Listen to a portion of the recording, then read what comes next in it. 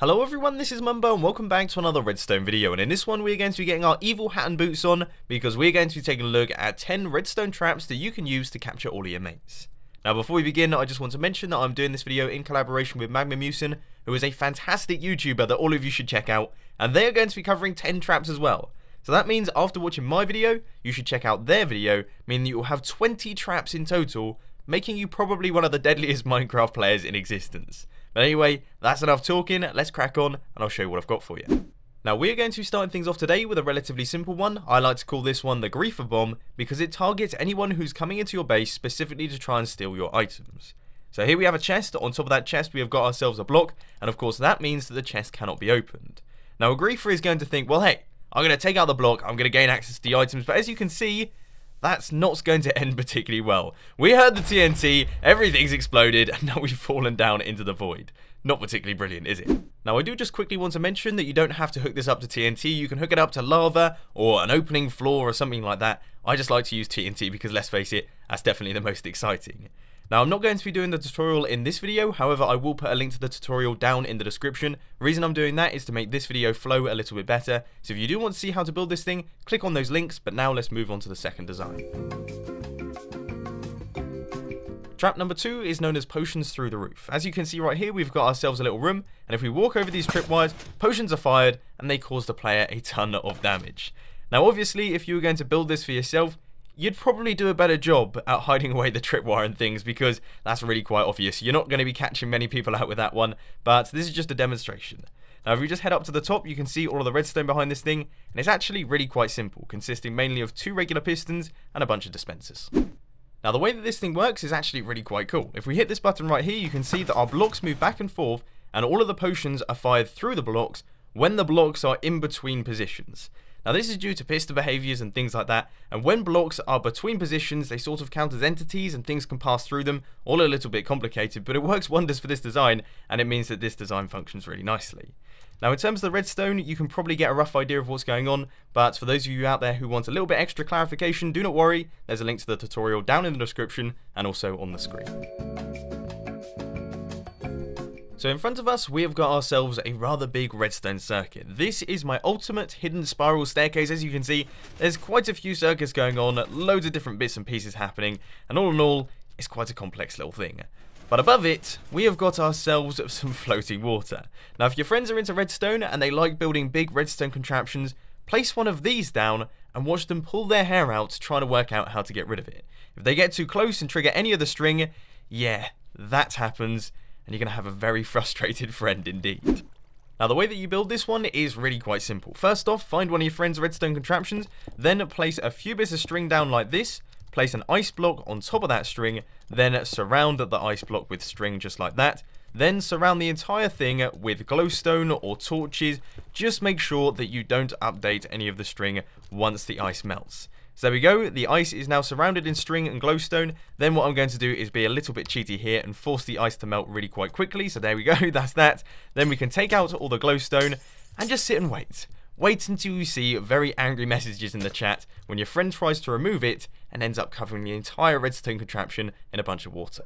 So far, a lot of the designs featured in today's video have been really quite simple, so I thought I'd throw in a slightly more tricky one just to get your brains working.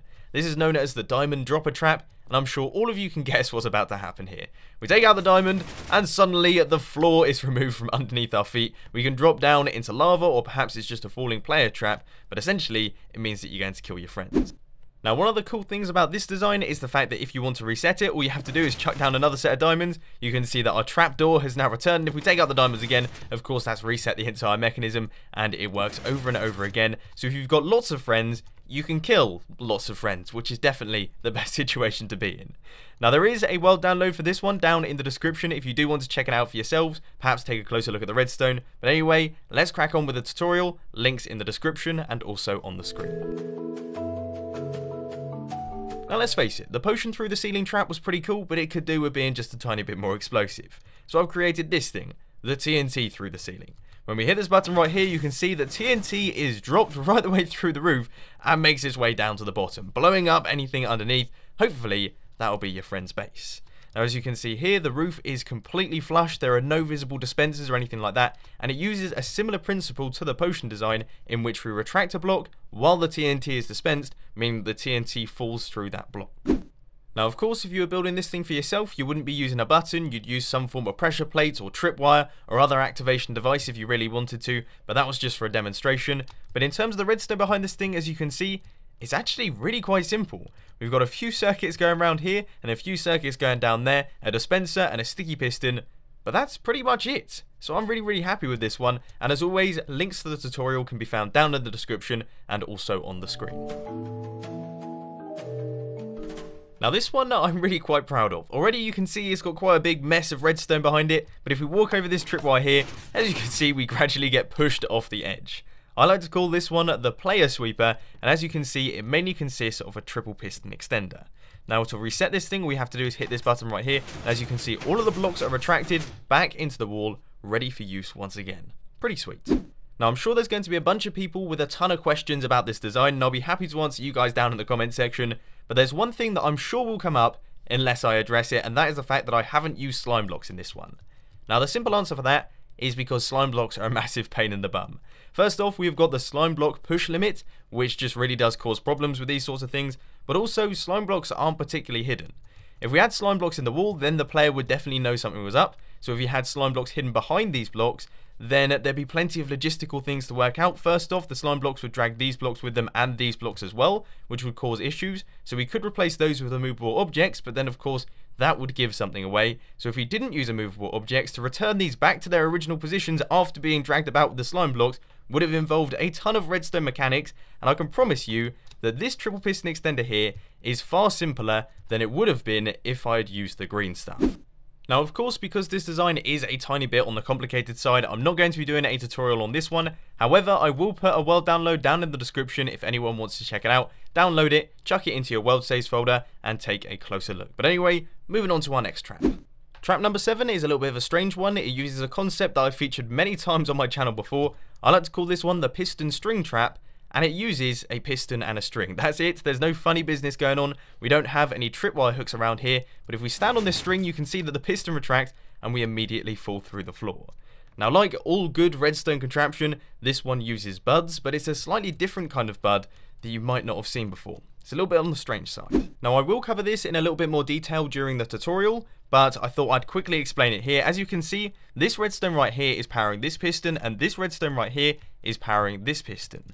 But if we place down this lever, the redstone is no longer powering the piston, but the pistons still think it's powered, and it's the same thing on this side as well. So that means that if we cause any of these pistons here an update, they're going to retract, which means that if we cause this piston an update using that string, it will retract, causing this piston an update, which will cause this piston to retract, moving the piston out the way so that we fall through the floor. Tutorial down in the description and also on the screen, but let's move on.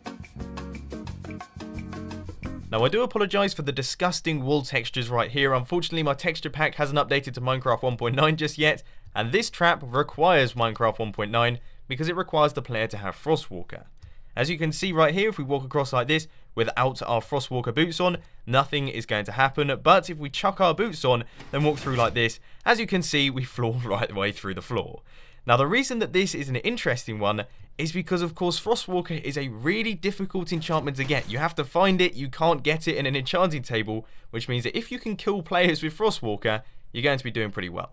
Now in terms of the redstone behind this thing, it's actually relatively simple. What we have here is a water source block. When a player walks past with FROSTWALKER, that of course will be turned into frost. That causes an update through this piston, which triggers all of this redstone, opening up our trapdoor down at the bottom. It's a really simple concept, but it seems to work wonderfully well, so there'll be a tutorial for that one down in the description and also on the screen.